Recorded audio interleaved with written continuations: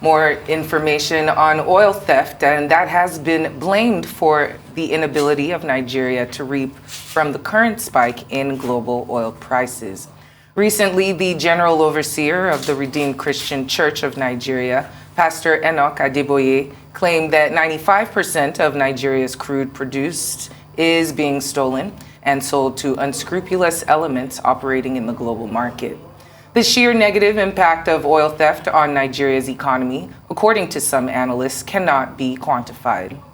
Well, joining us now to look at the oil theft in the Niger Delta, insecurity in Nigeria, and the Gulf of Guinea, 13% derivation fund, and how the oil-bearing communities in Nigeria are being impoverished, is the national coordinator of the South-South Leaders Forum, Anabs Sara Igbe.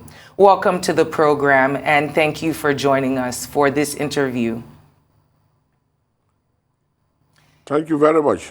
Yes, it seems our country is definitely bleeding, hemorrhaging oil, as it seems. We have been getting some very disturbing figures as to how much we lose, especially in the last 13 months. Want to get your comments on the current situation. Thank you very much. My views are very simple. First, the government is not learning from their past mistakes. In 2008, there was this crisis of Nigeria not being able to produce the 2.4 million barrels daily allocated by the OPEC because of crisis in the Niger Delta.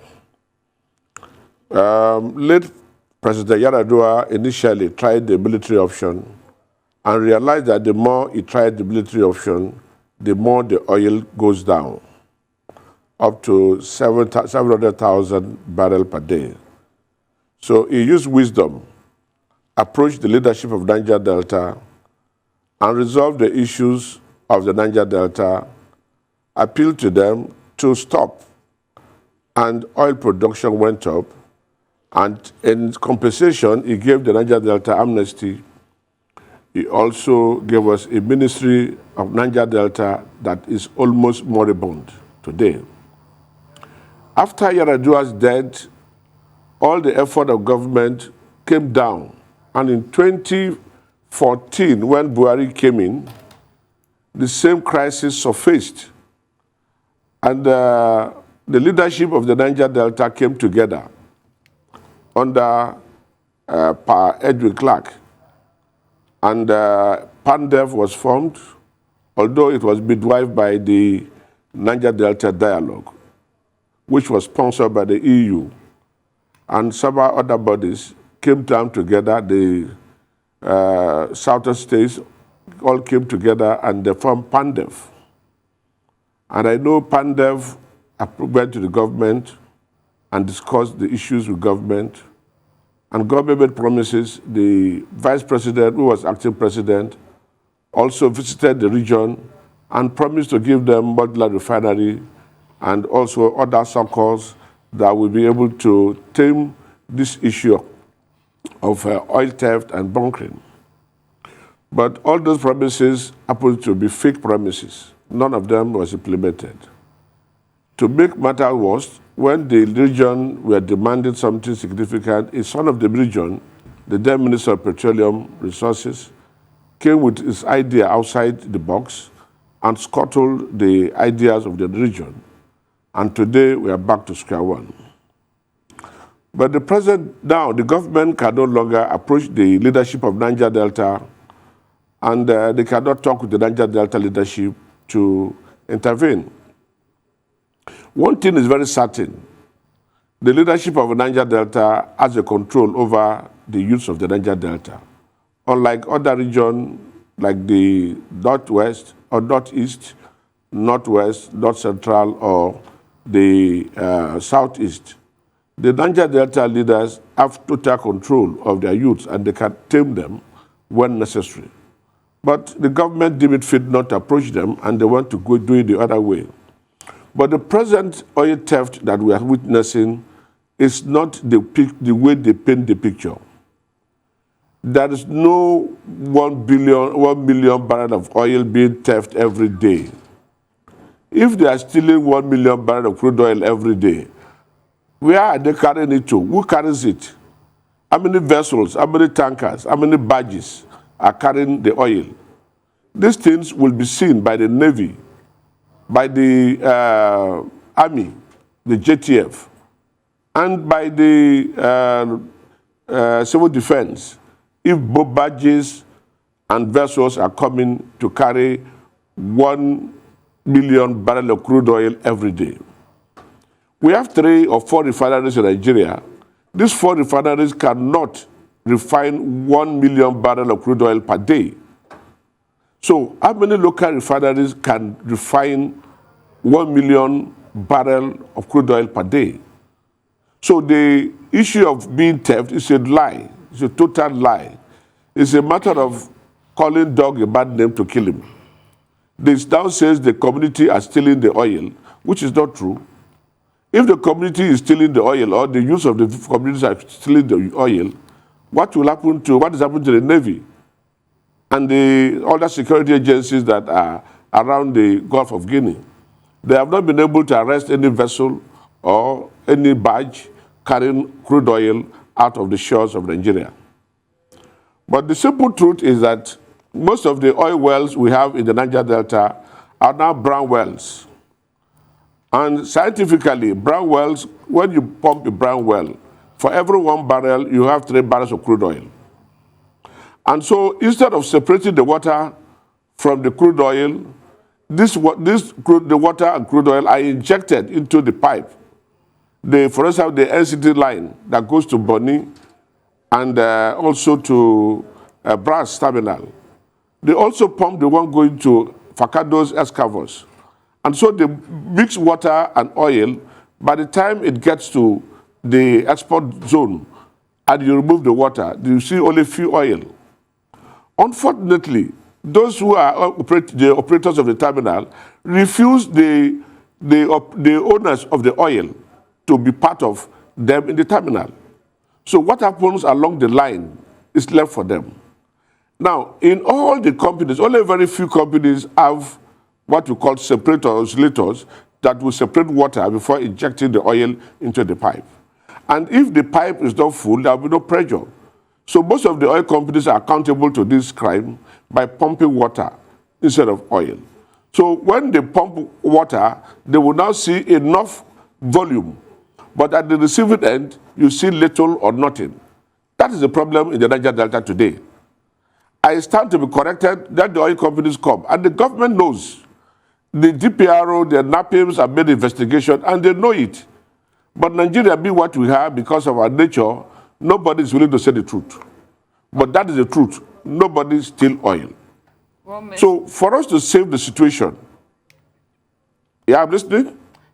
Pardon me, I hope I'm not interrupting you. Are you interjecting? Yes, I am. Pardon me, if you will allow me. I'd like to ask, just about 2 weeks ago, the military said it launched a new operation to curb oil theft, and so far it says it has successfully demobilized 30 illegal refineries, and there is insistence that pipeline vandalism is an elitist business. Based on what you've said so far, what do you have to say about that report?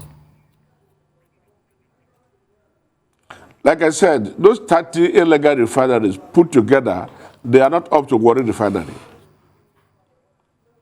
30 refineries put together, they are not up to Port Harcourt Refinery. And I can tell you, Port Harcourt Refinery, Warri Refinery, Kaduna Refinery, put together, cannot refine 1 million barrel of crude oil per day. So 30 illegal refineries, how much oil can they refine? And if the oil refineries are there, they are not hidden, the smoke will show. Today, we have a lot of pollutions. The suits are everywhere. You will see the smoke. What is the military doing to stop that? There is a compromise, that's a synergy between certain agents and those illegal refineries. But if the BP had fulfilled its promise by sending the modular refineries to these people who are doing the illegal refineries, this would have reduced the illegal refineries. But what we that as it way, the illegal refinery, what is the quantity of oil they are refining per day? And you are stealing 1 million barrels of crude oil. That's a big market. So how many barges, how many vessels have they arrested so far? And why is it continuing for this long if this thing is really occurring? These are the issues we want to ask ourselves. And the truth must be told. Government need to come up with a position on this. So if they are saying that is a problem, that's insecurity or there's a problem, let us know what are the problems. Until government do that, until government investigate this, I'm saying, I'm not hiding, I'm a known figure. All right? And of course, you know, my area of security is information gathering. And I say authoritatively that they inject water instead of oil from the brown wells. All right? Until we look at these things right and do what is right. And that is why we are saying, for Nigeria to move forward, Nigeria to move well, you need professionals, young men, professionals who knows this business. Because this is the main source of Nigerian wealth. And if the aim of affair does not know how this operates, they will continue to deceive the leadership. So we need people who knows the business to manage this economy. We have gas today. We have 37 trillion cubic feet of gas buried under our soil. Nobody is tapping it. Nobody is talking about it. Crude oil is going. And today we have brown wells. Our wells are almost brown wells, and they're not producing enough. Why can't we look for more drilling? We have oil. Why can't we look at our reserve and do more, create more wells? Instead of us to go into more wells, everybody's dodging. So you need people who knows the business to manage Nigeria, right? When people who knows the business manage Nigeria, you cannot come and deceive them. But if you bring people who don't know how to run this business, the mainstay of the economy will continue to suffer this. Because nobody cares. If the government cares, they will know what to do. At least there will be dialogue with the leadership of the Niger Delta. PANDEF is there, the South-South leadership is there, dialogue with them, or Niger Delta dialogue is there. Let us look at these issues together and address it. Don't paint the Niger Delta a bad image that, oh, the Niger Delta users are doing it. It's a lie. It's not the Niger Delta users that are doing it. Those who are doing it are known to government, to the security agencies. Okay, so please allow me to interrupt. Let's quickly talk about the 13% derivation fund. Some people have suggested that it should be paid directly to host communities instead of the state government. I'd like to know your view on that. I am one of those advocating that the 13% should be removed from the statutory allocation, from the coffers of the governors. The governors today collect 30% on behalf of the oil-bearing communities. And as I speak to you today, the oil-bearing communities are still living in squalors. No electricity, no water, no good road, no food. The occupation of fishing and farming is completely dead because of pollution, constant pollution. And yet, a governor will collect this money, and today, some of them want to become president. I wonder, you have not developed your communities that the first assignment given to you to develop the bearing communities. You collect their money as if it's your own money and you spend it with impunity. And you tell people in toying. It's that kind of rascality we have in this country. And they said there's humility, you cannot query governors. So we are saying that 30% must not be given to the governors because they have not been able to account for it. And we are beginning to hold them accountable. They should come and give account of 13%. Let us look at the oil-bearing communities. How are they faring? I am from the oil-bearing community, and I know my people are not benefiting. The governors even refuse to appoint the members of the oil-bearing communities into their cabinet so that they will not talk. They have caged them, they have imprisoned them, and they are shouting outside to say, give us derivation. And when the derivation comes, it does not trickle down to the oil-bearing communities. That is the situation. And so some of them would now brag. They want to be president, they want to be that. So we ask, what are the qualities you have? Most of those who want to be president with our money are spenders. They never worked anywhere. All their life, they just jump into government, they saw money, they take the money, spend it anyhow. And the people are suffering. We are still living in squalors, and we need help. And the only help we need is the National Assembly to make sure that 30% derivation is no longer going to the governors. We have appealed to the revenue mobilization to look into this matter, because these are one of the problems we have that is causing all the uprisings in the Niger Delta. If you are producing oil and your community is not developed, but somebody is squandering your money and living big, then the villages are suffering, no water to drink, no electricity, no schools, no medical center in most of the communities. It is very, very painful. And that is why we are saying, look, for this country to move on, we need persons who understand the dynamics, the economic dynamics to drive it. We need persons who have knowledge. We need persons who have sympathy for the poor masses. We need people who have demonstrated that they can help, and they have been helping to run this country, not these rascals who collect people's money and use it to live big. Yeah. Chief Anabs Sara Igbe, thank you so much for joining us on the program this afternoon and having this discussion with us.